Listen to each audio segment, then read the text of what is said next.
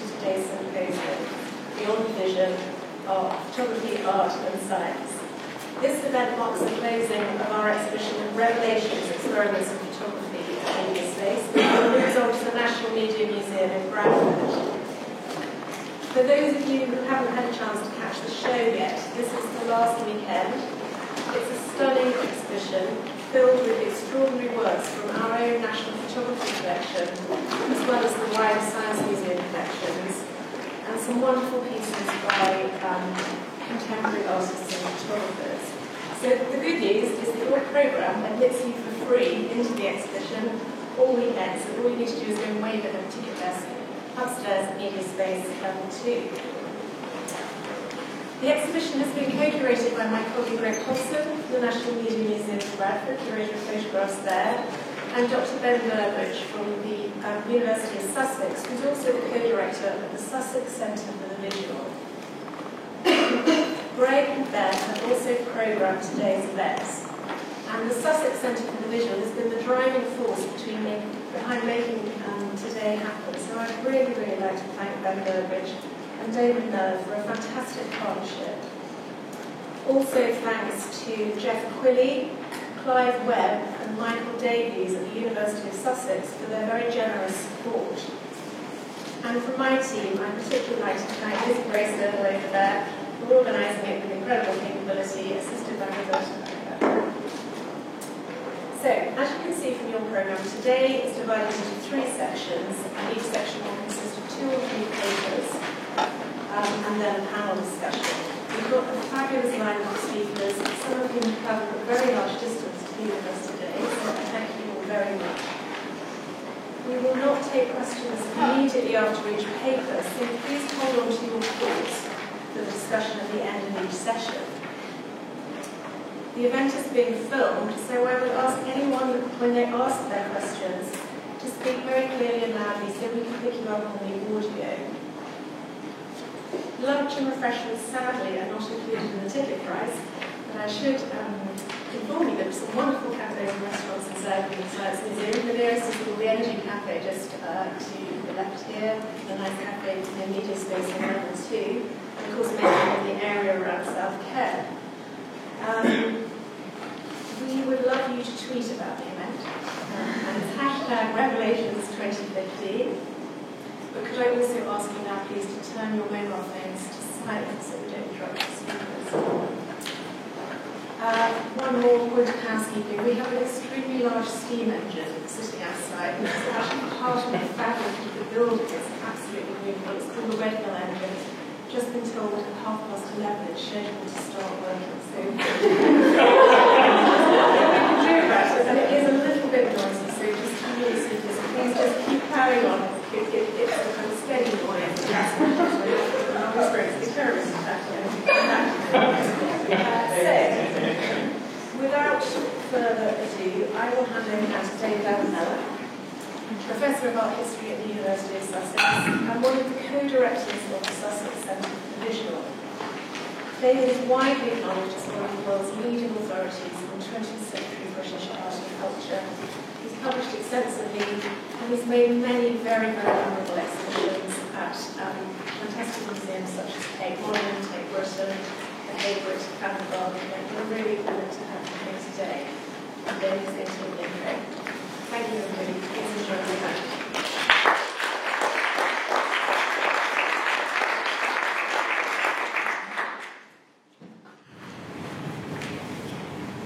I don't know whether we could kill one of these lights. Just bouncing off the screen.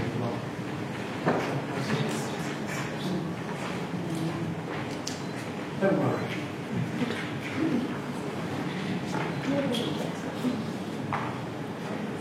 I'll just go and check. You start over. Now,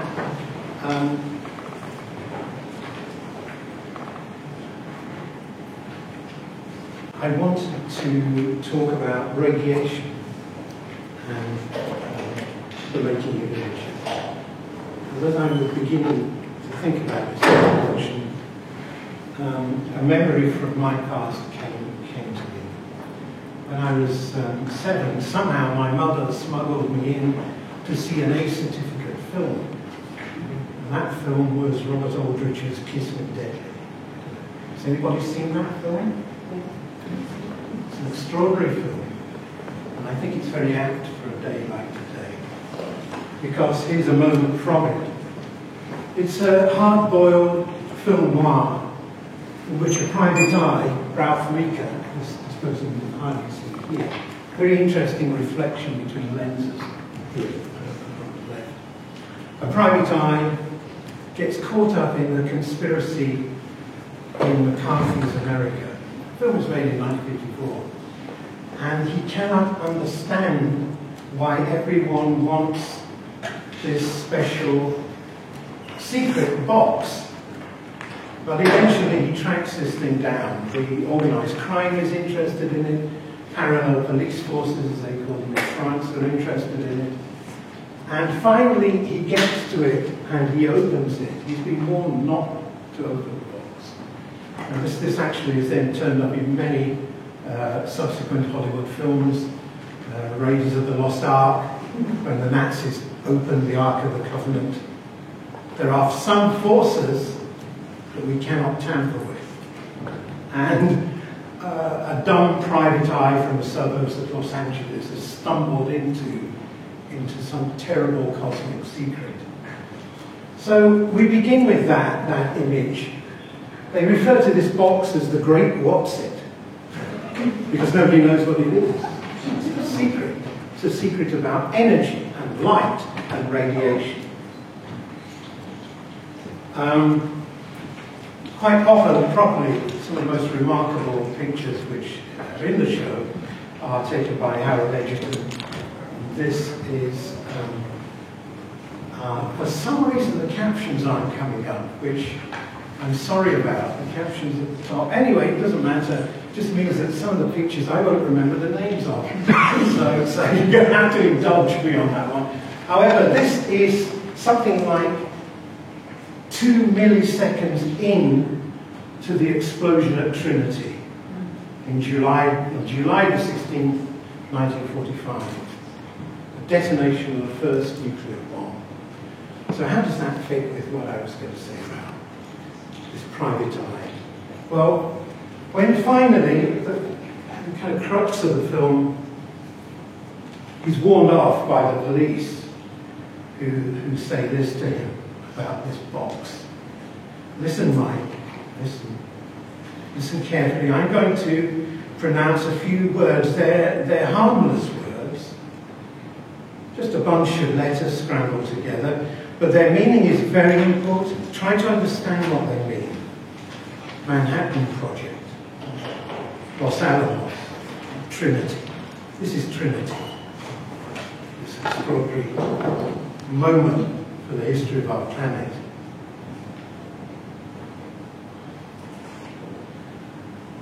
Well, he's warned off after the police discovered that he has radiation burns on him. Where did you get these from? And there's only one place he could have gotten from a radioactive isotope. Again, it's part of the of Edgerton's extraordinary film of that explosion in the New Mexico desert. A lot of modernism in photography is bound up with the use of new cameras. You know, we all know ways that Leica and Urbanux liberate certain possibilities for reportage. There's also things like this that don't have a big history. The woolen sack.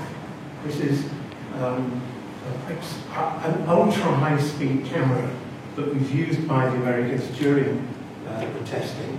And thinking of cameras, high-speed cameras, and modernism in photography, this is Paul Strand's Akeley camera, which cost him an enormous amount of money, but it meant that he had a means for being self-sufficient. He could film, to being used to film horse races, he could film fast events with this camera.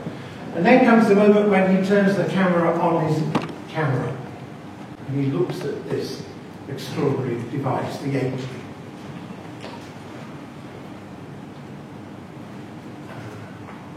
How do I get rid of that? Sorry.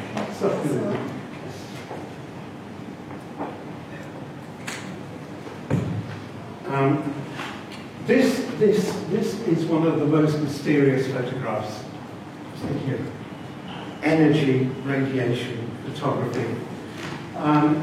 This was part of an album that was sold recently, which belonged to an inventor who lived in Shepherd's Bush in the 1920s. And again, because we haven't got the caption, I can't give you all the details of this. The idea was to produce enough, to generate enough electricity, in his words, to drain the Amazon. It's a fantastic, impossibilist device. So he built it in his basement. When subsequently, these came into the hands of the Archive of Modern Conflict, who we all know are an organisation without parallel in the world of curation. And they did a lot of research. He disappeared, man disappeared. So maybe people have conjectured that, was it a time machine? What was he producing that needed? You know, this is very able. You see him down here looking very Mr. Chumley, looking like H.G. Wells down at the bottom. But, so here's this dusty, high-energy machine sitting in Shepherd's Bush. Now, the romance of communications technology is very important. It's there. You know, it is perhaps no coincidence that this issue of The Strand in '95 has Sherlock Holmes in it. Sherlock Holmes appeared regularly in The Strand. The cover tells us a great deal. It's not just a London place. It's a place in a metropolis where the new electrical systems of telegraphy and telephones are now, it's a photograph of a wired city. Photograph. Graphic. That's right. That idea of an invisible world of waves of generated energy, returns as a most important topic. It's there in the exhibition, of the way in which we can imagine, perhaps the process has been going on 300 years, the way in which exploration of nature would reveal this other occulted world of secrets. See, there's the title. This is Carl Blostad, and this is Wundergarten der Natur. This is 1932. So this spreading of, this is also the moment when biological imagery floods into modernism, the so-called biomorphism. You see it in Hepworth, you see it in Van Miro and others. But the idea of of the circuitry and the morphologies of our body being present. It had been, this world of pulses and energy had been anticipated in the run-up to the 20th century. This is Paul Signac, a friend and colleague of Georges Seurat. And it's a portrait of their cheerleader for chromoluminarism, colour light, or movement in French art at the end of the 19th century. This is Felix Penniel. But it's Felix Penniel offering a kind of wild lily, like a showman, but in front of this world, an invisible world made visible. These pulses of energy.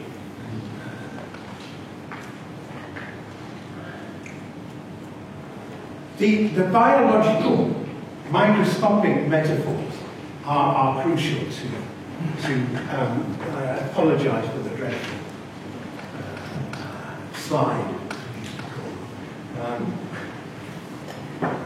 So when mass observation, which is a social survey movement founded at the end of 1936, want to show what they have been doing in terms of studying communities, they turn to this microscopic image, the volvox, of a colony of organisms.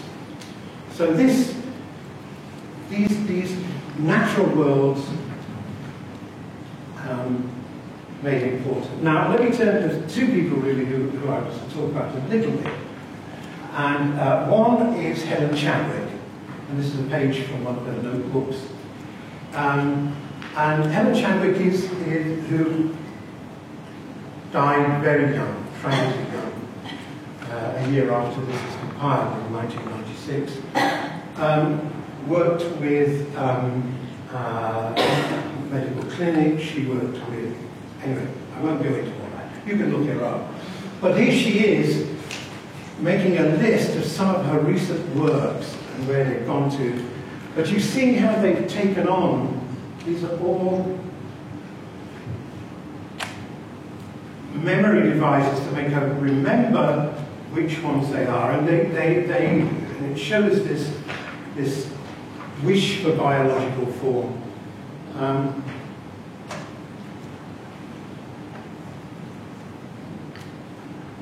She worked a great deal with the Wellcome Foundation. She worked with King's College with the IVF people there.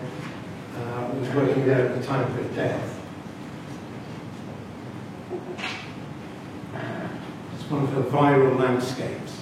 And it's when because she worked primarily with photography, so even the brain sort of was there. Its existence is like that. So this is a Pembrokeshire landscape near St Anne's Head in Pembrokeshire, with traces of her own smears from her own blood and so on, a viral landscape. Now, something happens to photography I'm moving toward Edwin Land. Something happens to photography. That's 1947 when Land announces its process.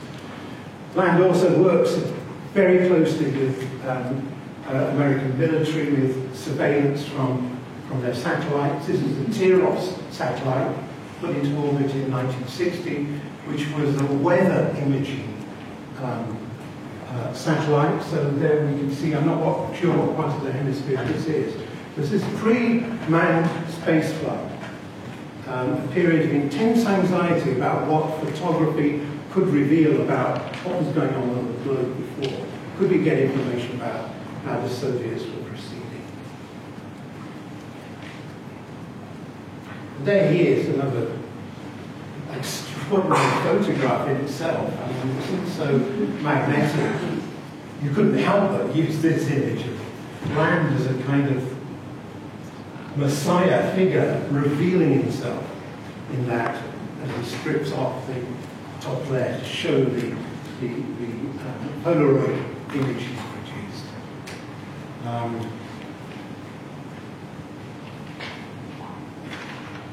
Here's Helen working in the King's College laboratory. And she uses a big Polaroid camera. Around this time, artists like Andy Warhol, Chuck Close, and Helen Chadwick, you can just see the kind of the marks from, again, when you peel off that. So photography is a kind of membrane of images. This is one of her so-called, she called them meat lamps. And again, was interested in that conjunction of the body and, as you see, there's an electric lamp, there's an electric light bulb embedded in that meat. She produced large-scale brochures which contained images of embryos. Her last work was with IVF.